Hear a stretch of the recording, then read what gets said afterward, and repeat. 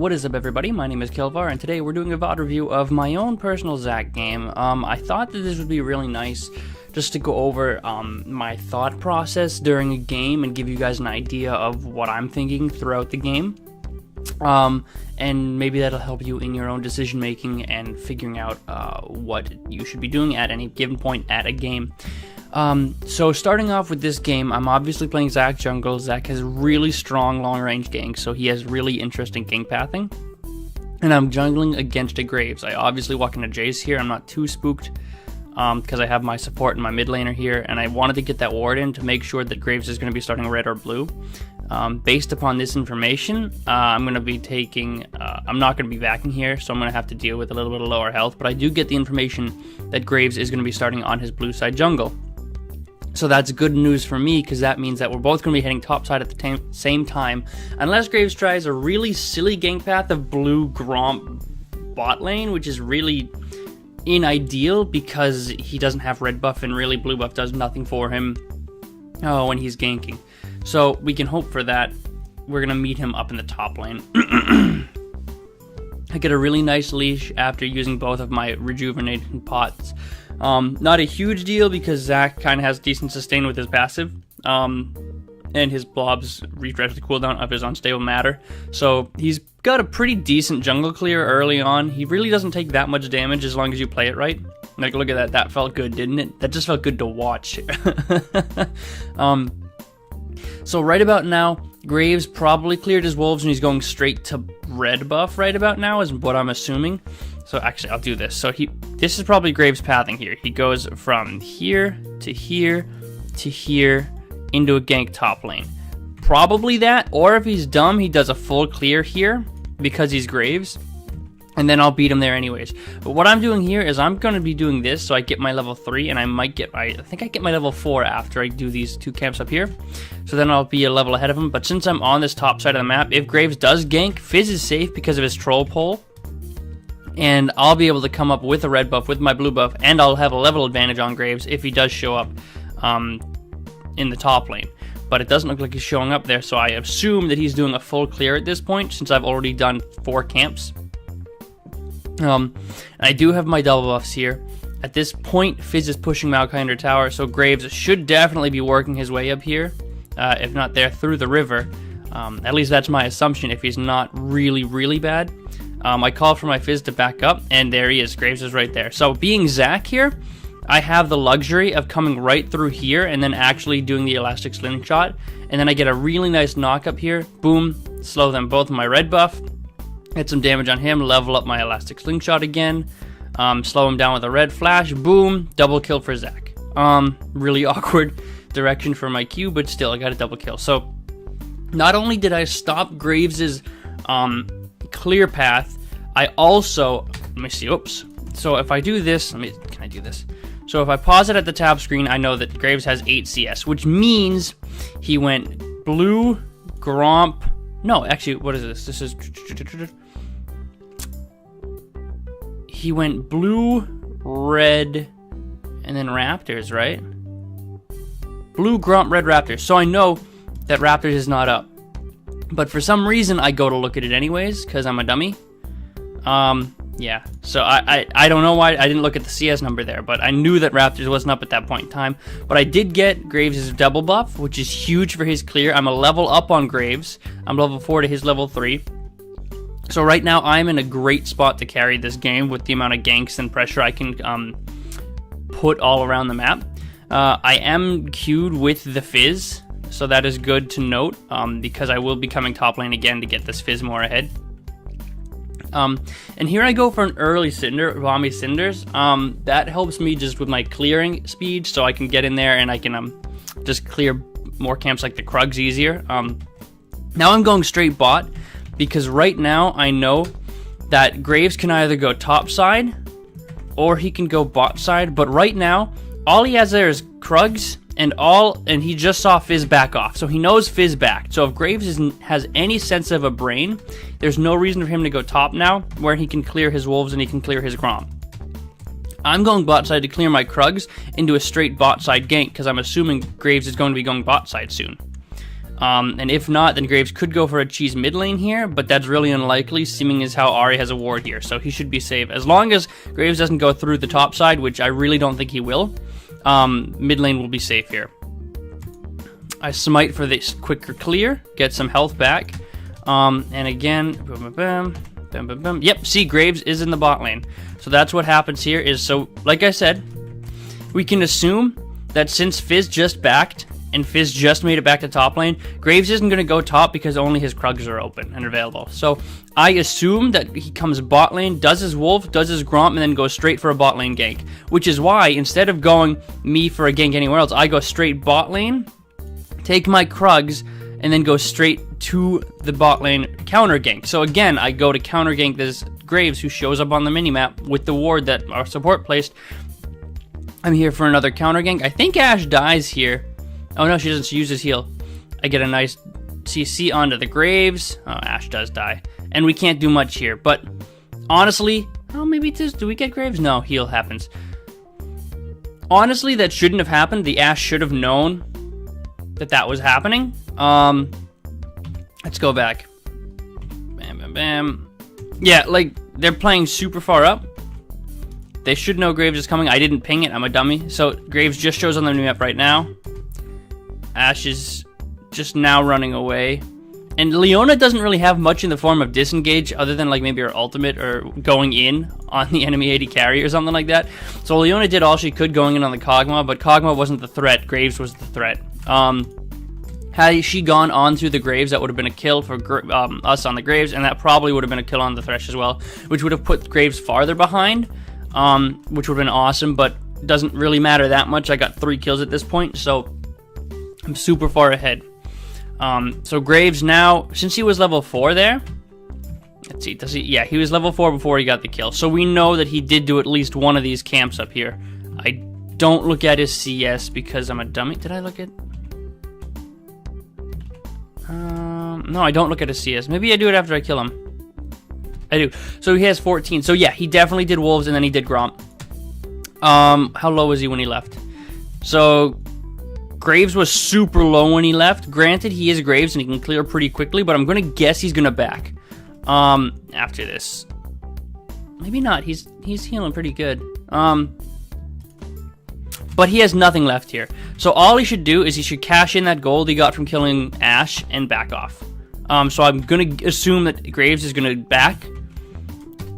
And he'll be going to this Raptors or maybe Krugs, depending upon which lane is pushed up. Now, because I am assuming that he's going to be going topside, I know that I can get in here, get at least some sort of counter jungling. But I didn't look at the CS number during the game, so I didn't actually realize that Wolves were gone. Which I should have known, seeing that he had 14 CS at that point in time. Now, but since I went that way, I'm coming in for a gank, and Jace just positioned himself in the most awkward place possible. He is level 6, which doesn't necessarily mean much for Jace. And I don't have my slingshot yet. I'm on a cooldown, but he's dead anyways. Ahri's just got him. Or I got him. You know, gotta get those kill secures. And yes, if you look, Graves, what side did Graves come from? He came from top side because he saw me in the mid lane. Yep, there he is. So he was just clearing his Raptors, and then that whole thing happened, but he didn't even clear his Raptors because he's still only level 4.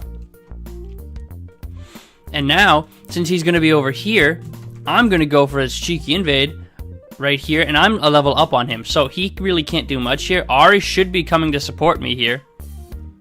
Ahri should be coming to support me here, but she isn't. I don't know why she isn't. I angrily ping Ahri because I'm a salty son of a gun.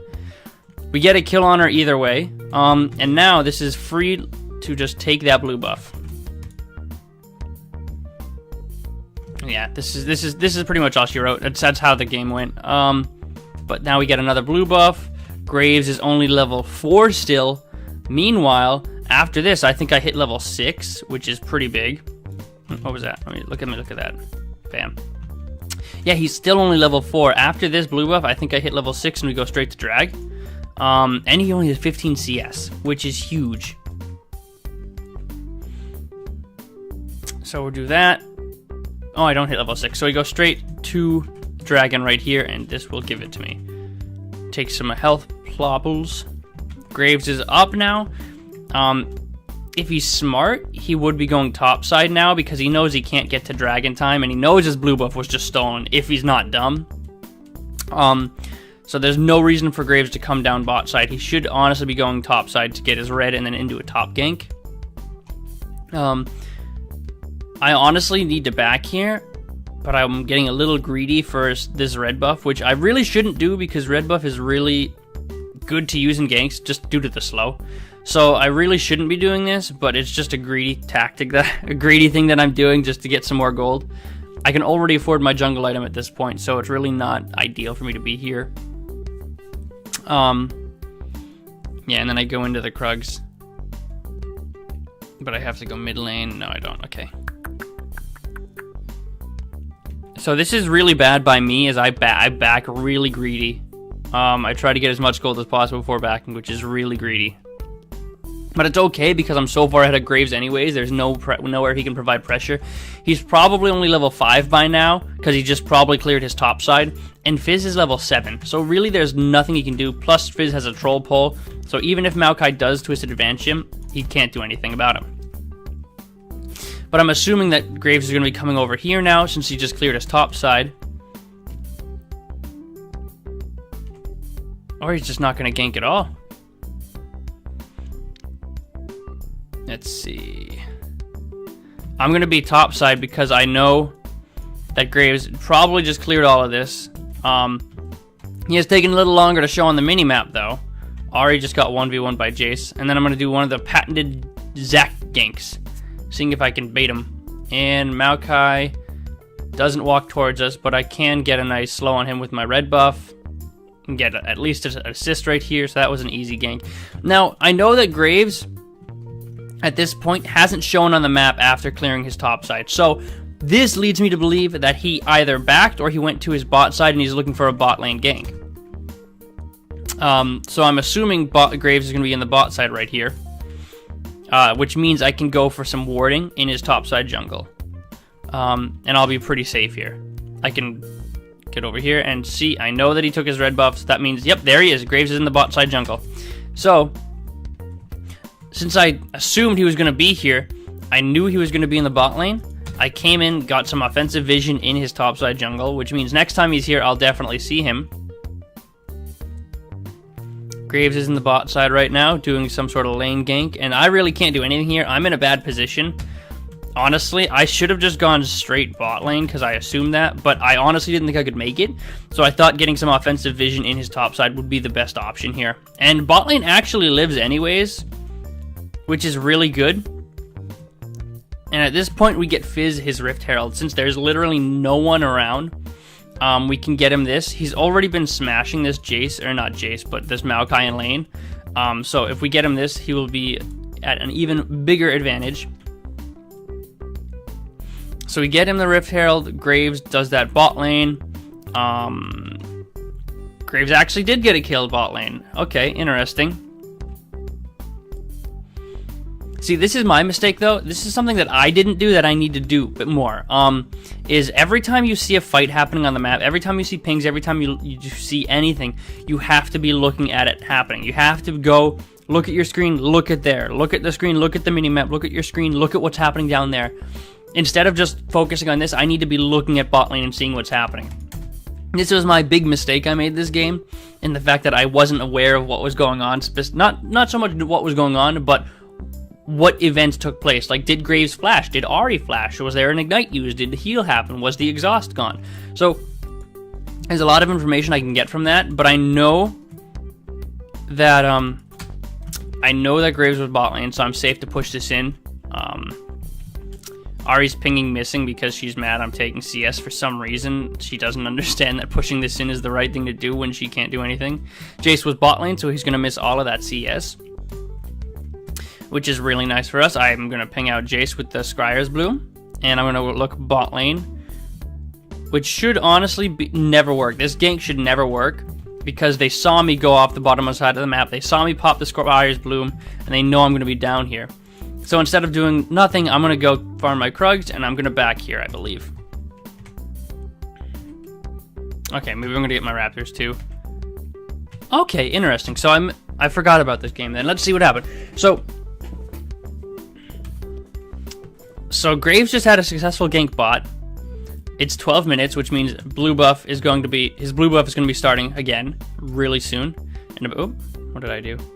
His blue buff is going to be up in about a minute or so. I can farm my Raptors, which means Graves is probably going to be bot side getting his blue buff or trying to gift it to Jace here. So if I'm around mid lane right here, that means that I'll be able to provide a counter gank against this Graves, and I'm so far ahead of him. I am level 9. Graves actually comes in from the top side, which is surprising. And I do still go in since I'm 2 levels ahead of Graves, and Ahri is 2 levels ahead of Graves as well. We get an easy kill onto Jace, and then Graves just takes a tower shot for some reason. I think he quick drawed into the tower. What did he do? Oh, I bounced him into the tower. Okay, I see. So that was good. So now I know that Graves' blue is up because it is around a little bit later than 12 minutes, but there is a fight happening bot lane. Oh. And I need to be looking at the fight more. Oh, that's my biggest mistake there, but they still won it anyways. And now since I knew the blue was up, I can take that easy peasy. Graves is still down for another second, so I feel safe in taking this Gromp. So I can get as much counter jungling in as possible. Graves is probably about right here right now. But I have my smite, I can easily take that and get out of the jungle easy. There should be a bomb plant here, and I'll be able to get out easy peasy. And since bot lane just got that tower, free Cloud Drake. Yep, and there's Graves. Okay. Oh, that was weird. Graves tries to come in for the steal, but I don't know what he's just wasting his time here, honestly. There's nothing he can do. I get a blind bounce onto Shadowfox, or Jace rather. That's really nice. Ahri just ints. I'm a little low. They get some warding there, but I know that. My red buff is up, my blue buff is up. I still have my passive, so I'm not afraid to defend this tower if I need to, because I don't want to give up this tower. I will gladly trade my tower, or my blobs, for keeping this tower available.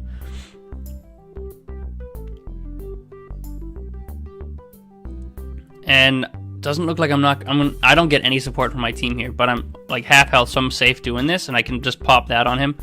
Oh. Ooh, that was unlucky. Ooh, that was so unlucky. I'm pretty sure Graves just straight up ints here.